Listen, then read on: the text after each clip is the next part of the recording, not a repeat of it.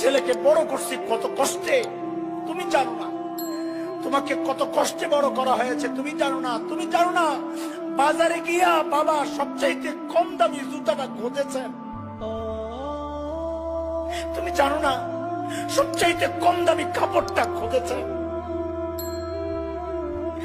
অসুস্থ ছিলেন, চিকিৎসা করার নাই, তুমি জানো না কেন?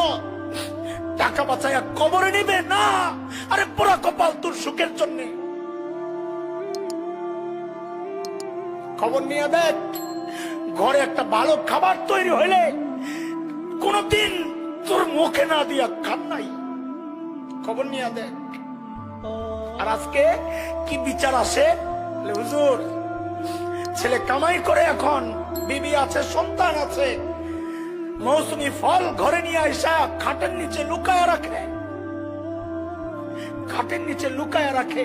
মাঝে মধ্যে দরজার চিপা দিয়া পর্দার আড়াল থেকে দেখি, ওই দৃশ্য দেখি, সন্তান বউয়ের মুখে উঠায়া দেয়, দে উঠায়া, এটা সরিয়া, এটাও সরিয়া, বউয়ের মুখে উঠায়া দে, সন্তানের মুখে উঠায়া দে, এটাও সরিয়া। কিন্তু পিছন থেকে যে বুড়ি মাটা দেখতেছে, ওই মার তখন কেমন লাগে, আয় এটা কি আমার ওই সন্তান?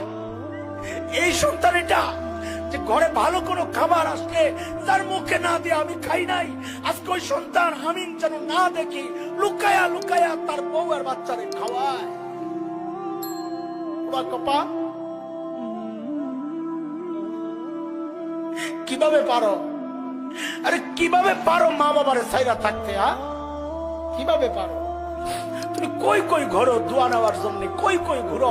আরে মার চেয়ে বড় দোয়ার করে নেওয়ালা কে আছে রে ভাই?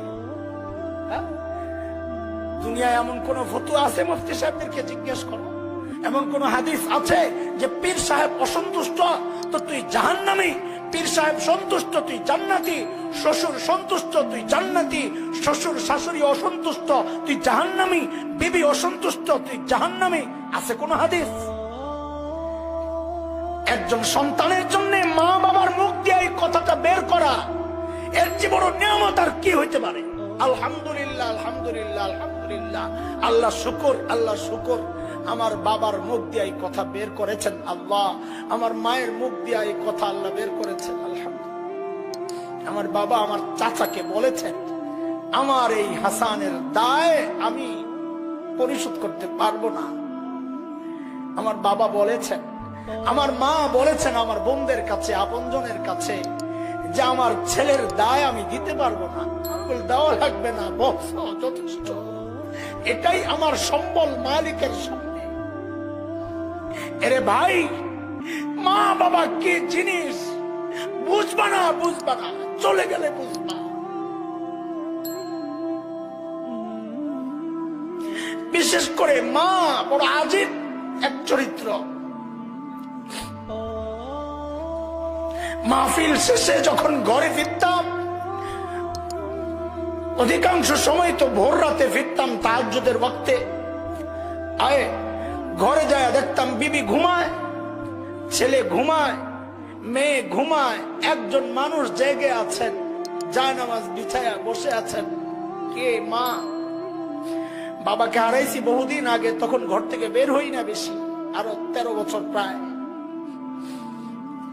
জায়নামাজে বসা, জিজ্ঞেস করতাম মা ঘুম আসে না, ঘুমান না? কি জবাব দিতেন? আয় মা কি জবাব দিতেন? মা জবাব দিতেন, বাবারে যতক্ষণ বাহিরে থাকো ঘুম তো আসে না। এর নাম মা।